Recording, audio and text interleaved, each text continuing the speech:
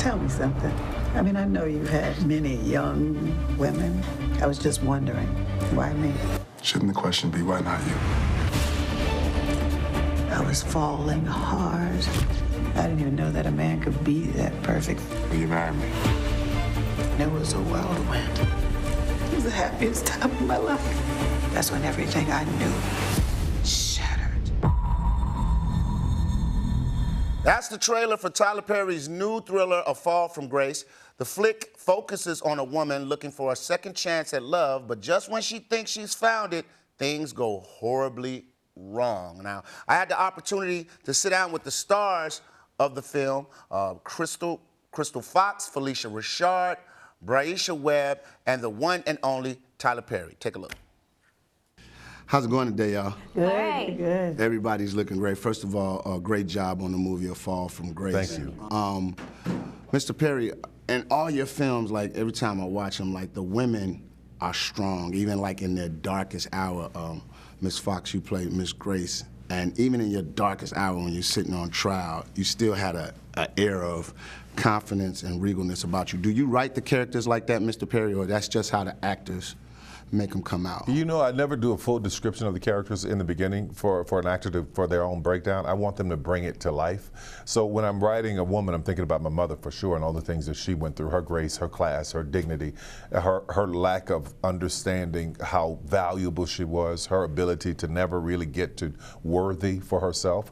So when I'm putting this stuff on paper, that's who I'm thinking about. And I love to hire an actress or an actor who can take it and make it come to life, and that's what I've surrounded myself with. These women are amazing. Yeah, definitely, definitely.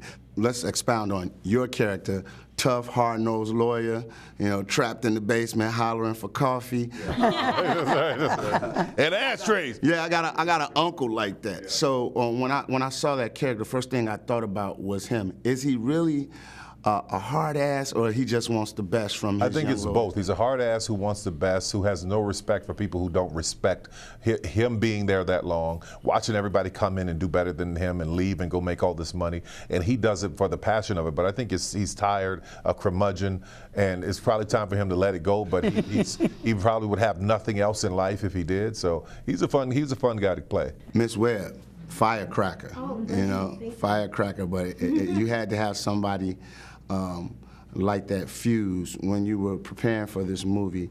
How did you prepare to be a lawyer? Because we all watch lawyer shows and we all want to stand up and give closing arguments and stuff, but how did you study for this role? Tyler shared with me a documentary that was just so helpful in my process, Gideon's Army, and it's about public defenders and their lives, you know, when they're working and how they take their work home and how that lives with them and the passion that they have, the passion that is lost, and how they have to reignite that passion when they meet a new client and how they have to not judge that client and really fight for what they think is right, and just when the system is on their back, they keep going, you know? So I used as much as I could from that and just the passion that I was excited to work on a dramatic role like this and to work with these masters of the craft. I had something to prove to myself.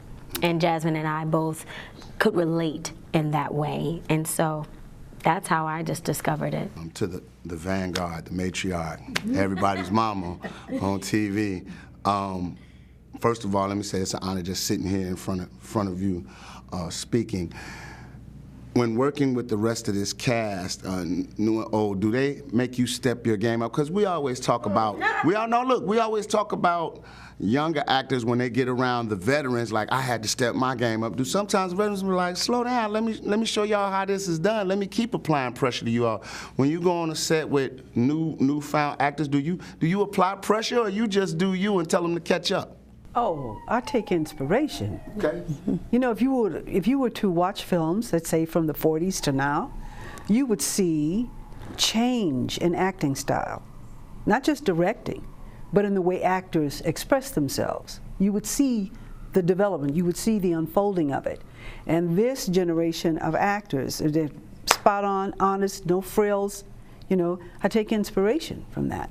And that's really nice. But the truth of Okay. I was nervous. when she shows up, it is this level of grace and class and elegance and this togetherness that makes everybody go, who in the world is that? And it ain't even about, you know, we know her body of work and what she's done, but just her spiritual presence makes everybody step up. It's like Jordan walking in the room. Oh, come on now. Higher. Yeah, it's a wonderful thing. I just want to say, because Phylicia and I have been friends, Miss Rashad, because she's my friend, and I still want to say a little longer than that. But it is intimidating when you're in a presence like that. But what I love about her, we're all like theater people. There's this wonderful exchange happens when, even with that intimidation, when you do what you're supposed to do as an actor, and that's listen to each other, you listen and you look at each other and you feel the kinship of artistry. And then looking at her and you're like, it is Phylicia, then you're like, nope, that's a character. It grounds you more, and you feel yourself pulling up almost to the highest level of your artistry when you get to have that exchange with someone like her. Well said.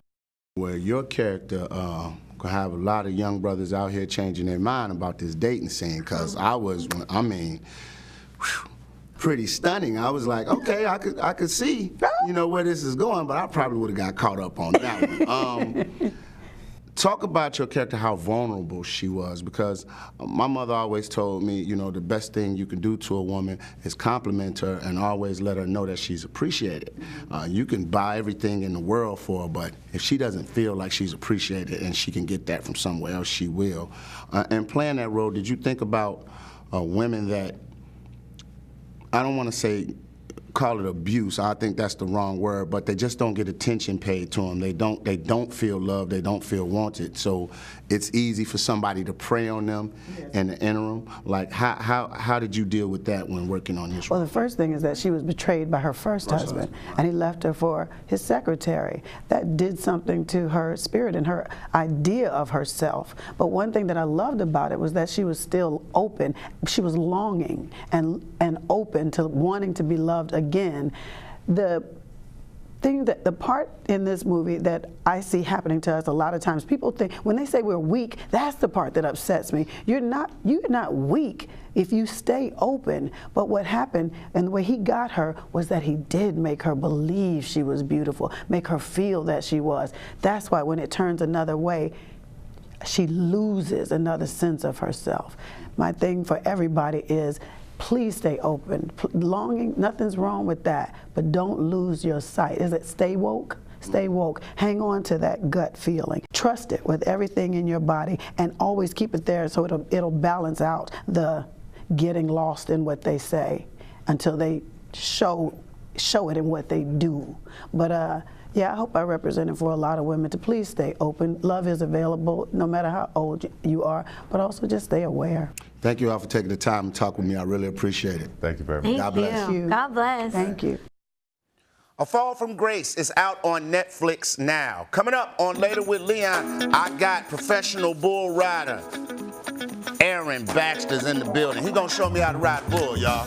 It's going down right here